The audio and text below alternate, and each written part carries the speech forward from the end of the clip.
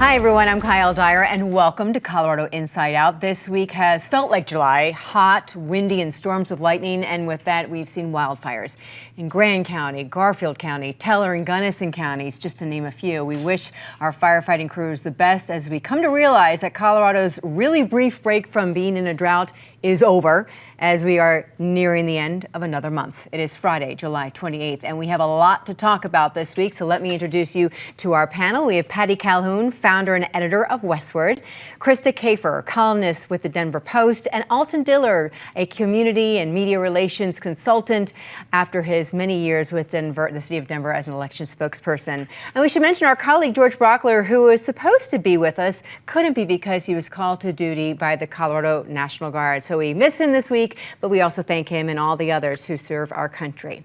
We do have a smaller group tonight, but there is a lot to get to. Just as the formal emergency declaration went into effect in the city of Denver, under new Mayor Mike Johnson, a report came out that shows a 30% increase in the amount of people experiencing homelessness compared to last year. Patty, this puts an even bigger exclamation point on what Mayor Johnson wants to accomplish. Well, and most important thing, that's the annual point in time survey that is done every January. And it showed that, yes, homelessness is up in Denver, but it is up much more in the surrounding areas. So that's an important thing to notice. This is not just a city of Denver problem. It's a metro-wide problem. It goes across the state. But Mike Johnston made it the centerpiece of his campaign, which is why people are going to be very critical of what he's doing right now to get things started. One of the issues has come up is, will sweeps continue, or as it's now called, decommissioning the street camps? In order to decommission, you have to have commissioned, and no one has commissioned street camps, even though urban camping is banned by the 2012 ordinance that Michael Hancock signed in. Street camps have never technically been legal, but sweeps have been illegal unless there's no place for people to go. So if there are shelters, you could technically sweep. That was the federal ruling years ago. Now, Michael Johnston, the big difference with the decommissioning is he says he will have places for them to go.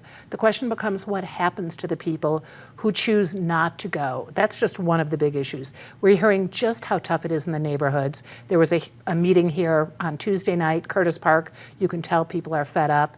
It is just the stickiest problem. It's going to be very hard to solve, and it's not just Denver. No, it's not. Krista. Not just Denver. And I think Denver is sort of going the way of San Francisco, where we have sort of permanent encampments that get larger and larger. And let's be honest, yeah, there are people in that group that are unable to afford rent, who are hardworking, working full-time, and are just struggling in some way. But most of those people have either mental illness issues or are on drugs and alcohol. And if you have a policy in place that enables that, where you've got people allowed to panhandle, you've got people dropping off meals 3 times a day, a lot of these folks have absolutely no incentive to get help. In fact, if you talk to anyone who runs a large shelter, they're going to say, don't give money to these folks. Don't enable a lifestyle you wouldn't want for your worst enemy. Instead, we need to get these people into recovery. We need to get them into a system where they're working towards sobriety, working towards getting a job, and then also working towards getting some housing.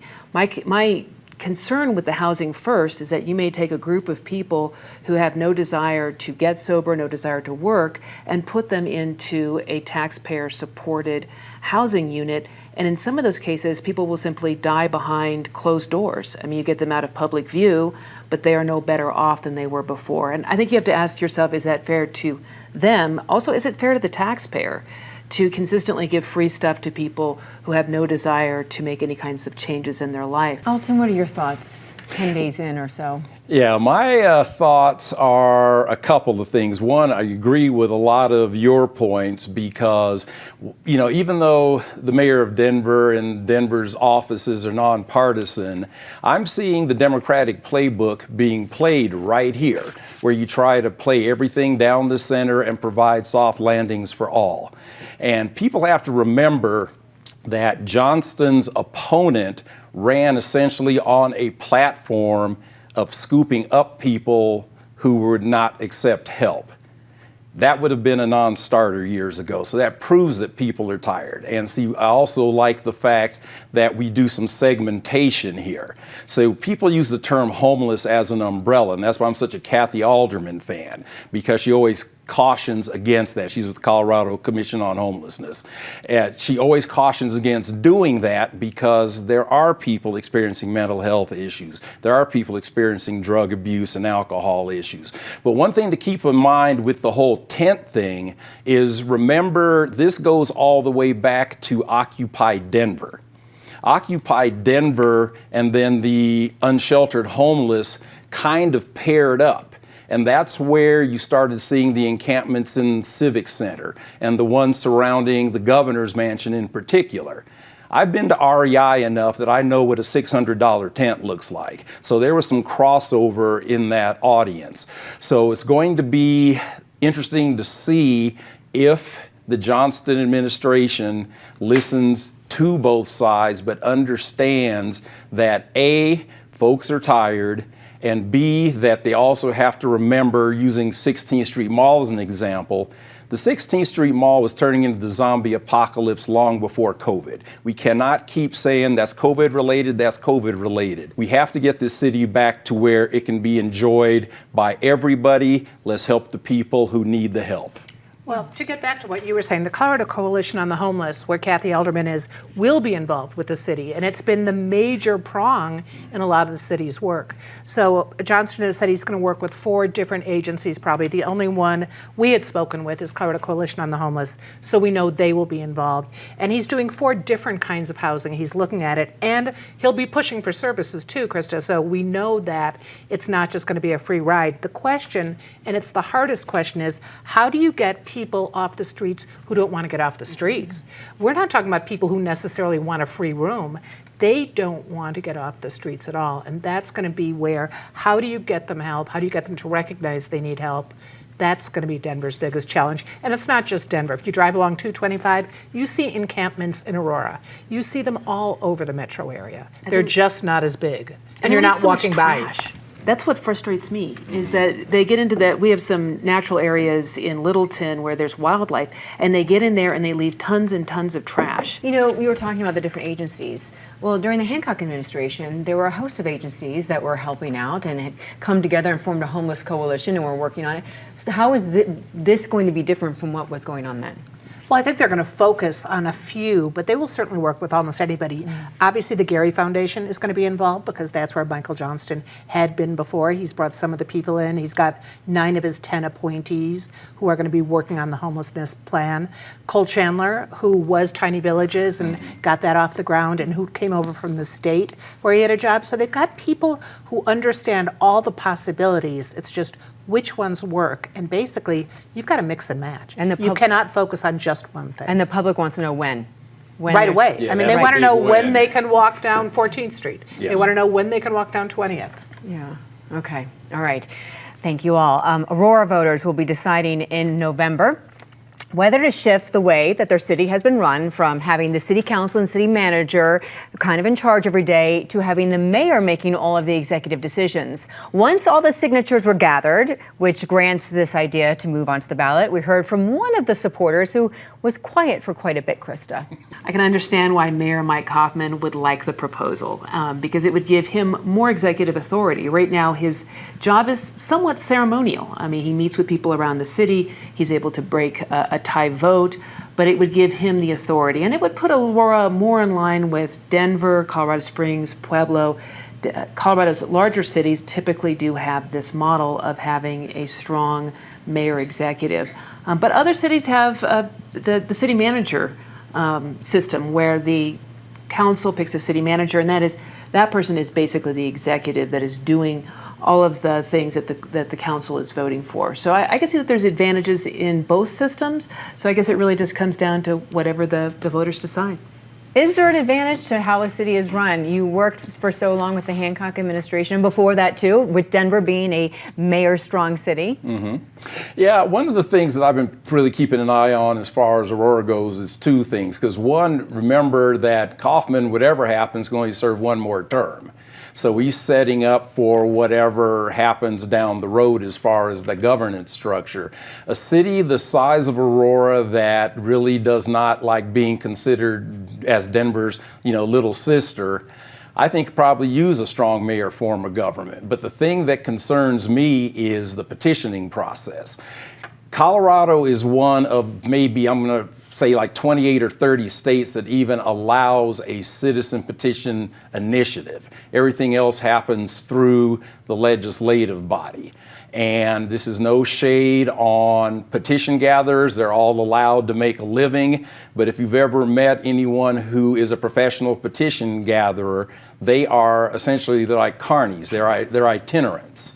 They will travel the country, issue to issue, and there has been an issue about, okay, now we've talked about single subject here, and so all the news reports are like, people are saying, hey, this only had to do with term limits. And then there's that little bitty section at the bottom about going strong mayor. So were people honest about what they were having people sign? But I'm always going to put that on the voters. I'm not going to just sign a petition without reading top to bottom what it's about. We know Pueblo's had some problems with the strong mayor system, but one of the things about the strong mayor is its accountability.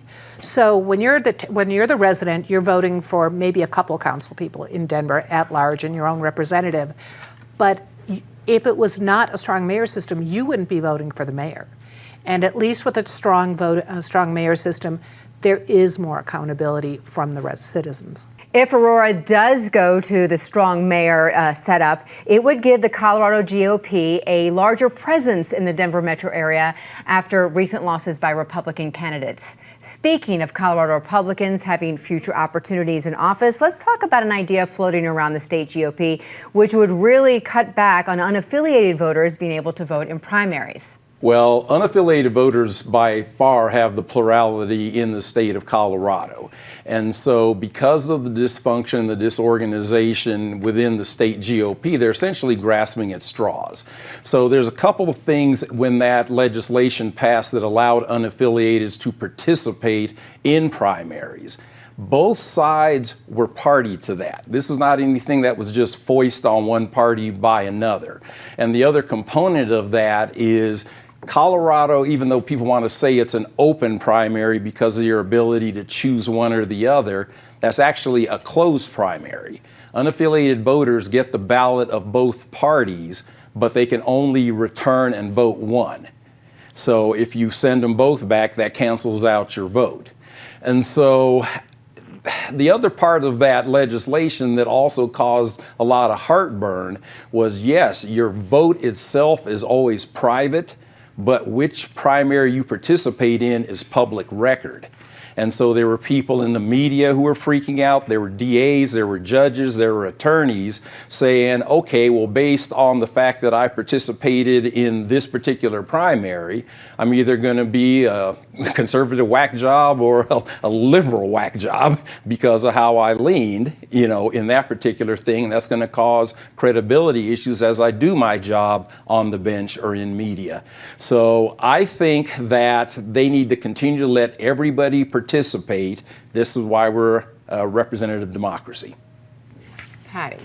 Well, I agree, because essentially anyone can run. You can have a third party candidate, but the odds are that it's going to be one of the two major party candidates. Everyone's paying for the election. It is part of our state, local governments.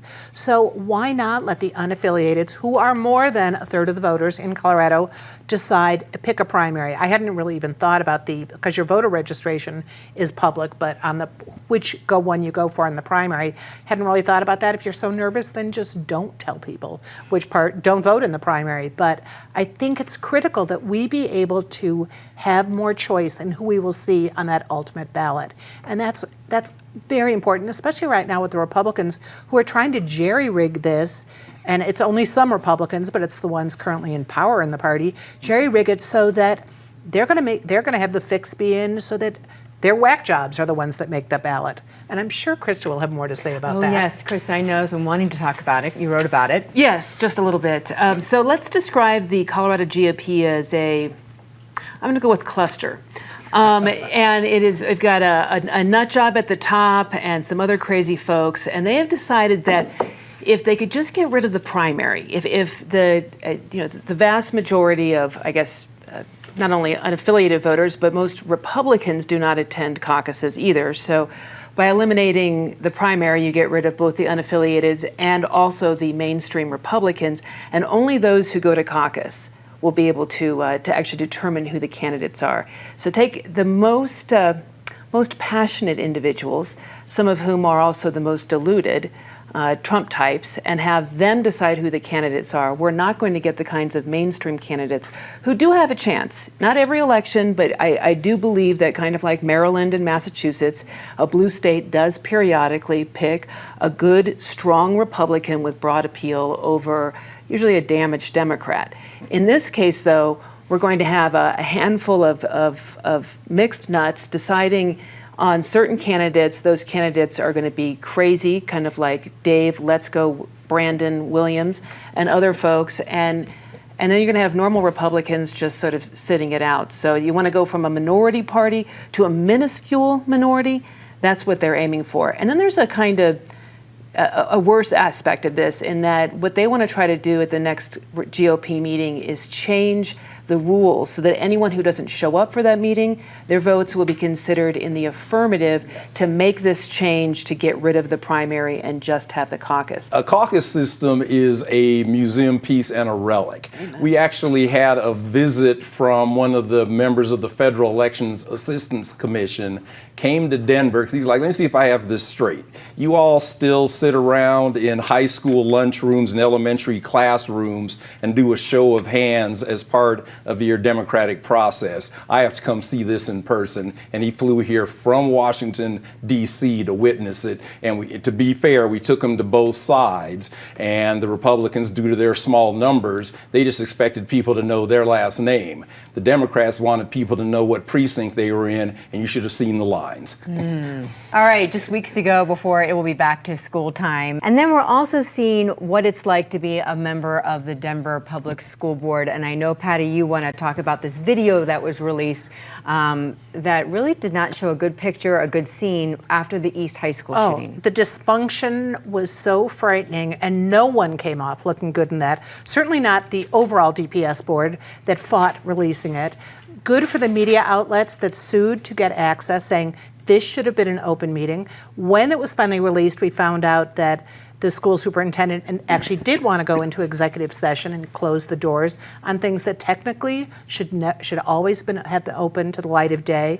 How people played games, went back and forth. It was just an appalling look at the school board. And we're seeing now what is going on with DPS. You've got the new school choice in, and East High is way down. You know, normally has a big waiting list. I know you know that.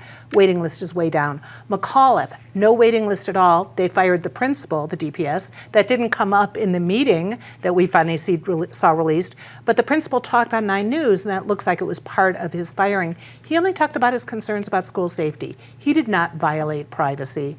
But there are things the DPS is definitely going to be held accountable for. And, you know, parents are getting ready to send their kids back and really don't know what's going on. It is not an easy situation, but there needs to be complete transparency. The board needs to discuss it openly and understand the public's concerns. They're sending the most precious person in their life, their precious children, to this school. So they definitely deserve the most transparent board possible and the best policy possible that helps the most amount of kids and does not compromise safety while still providing an opportunity for a few of these kids that are kind of on the cusp.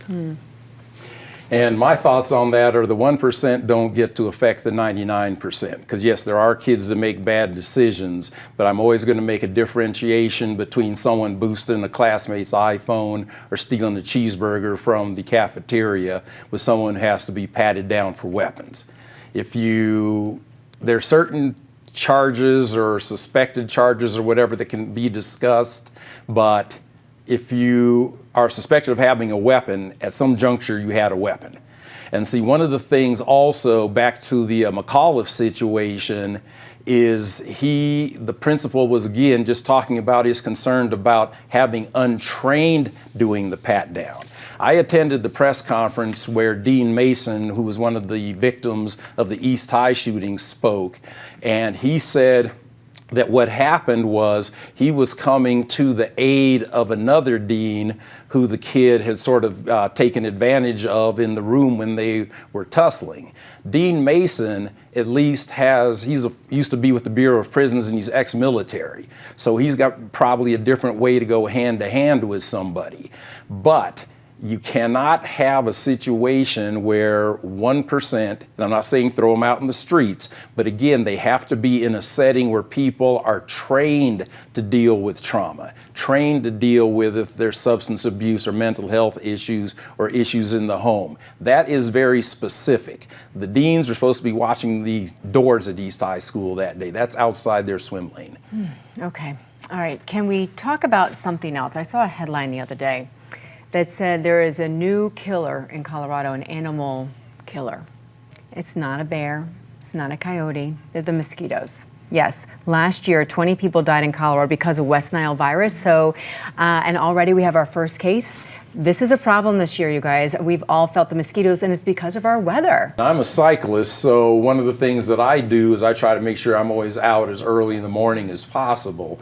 And in the evening, if people are going to be outside, you have to have the citronella candles going. You have to go through the whole 9 yards. I've also gone on safari in Africa where, because of concerns about malaria, you're running around in weather like we're experiencing in Denver today, 98 degrees, 50, 60% humidity, with your legs and arms covered, but it's a worthy precaution. And it kills more people. Mosquitoes kill more people worldwide than any other animal. I know we always want to think like, oh, it's got to be sharks or, lions, but between malaria, the big killer, but then also dengue fever, you've got Zika. And spraying ultimately is not the best way to go about it because it does kill a lot of beneficial insects. It also, if you think about mosquitoes, they are food for bats and different birds. So what I think is really exciting about the future, and when you brought up this question, I was like, cool, I get to nerd out, is that they're now looking at, there are hundreds of species of mosquitoes, but only a handful carry these different diseases, malaria, dengue fever, and in our case, West Nile virus.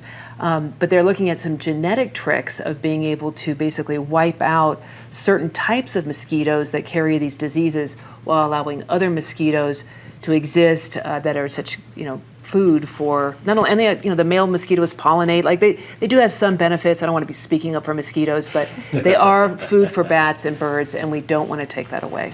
Speaking as a child of the Midwest, I could have lived a long time without the feeling of mosquito bites again, and it seems really unjust since we're back in a drought situation, but we are still itching. I heard of a hack. I heard someone tell me bubble machines.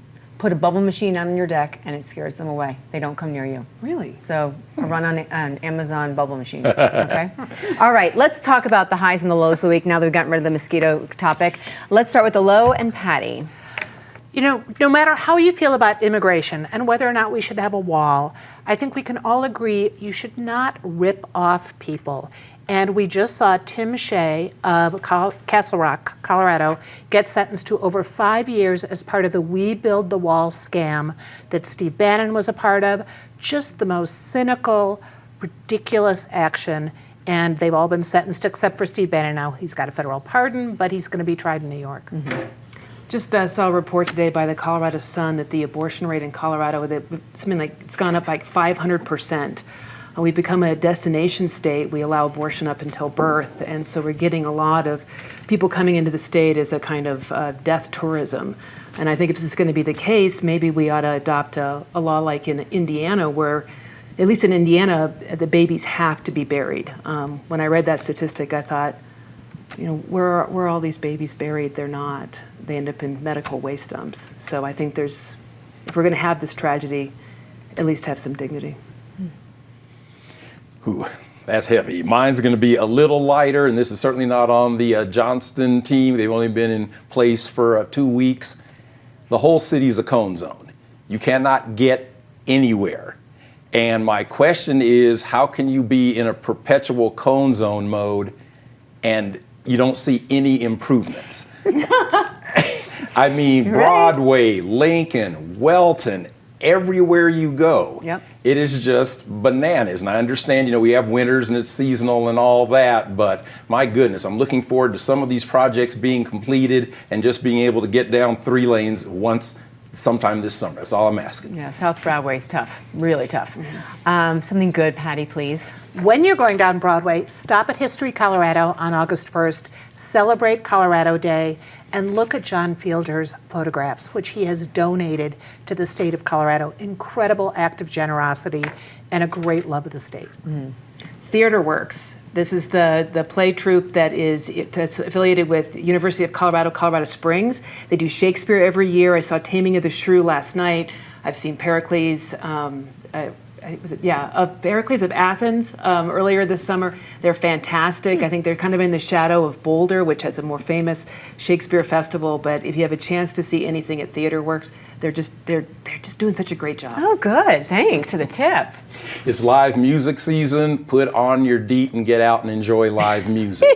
Everything from the Winter Park Jazz Festival to the fact that most of Denver and Colorado's master plan communities now have little amphitheaters in them. There's just so many ways to get outdoors, be with your neighbors, and see all genre of music. You have to take advantage. Great suggestion. My positive is our women's soccer team, and specifically our Colorado players, midfielder and captain Lindsay Horan of Golden and forward Sophia Smith of Windsor. In the team's first round game, Sophia was just called up to the team and she scored 2 goals in that first game against Vietnam. And then huge hats off to Lindsay Horan, who got really ticked off on Wednesday night's game against the Netherlands and came right around, hit a header right into the goal. So we were 1-1 with that. So, man, those girls from Colorado, and to see their parents in the stands, we're so happy for them. Our Colorado girls are shining, and we are proud of them, and we hope that you have a winning week as well. Thank you for watching or for listening if you have us on your podcast. I'm Kyle Dyer. I will see you next week, or should I say next month, here on PBS 12.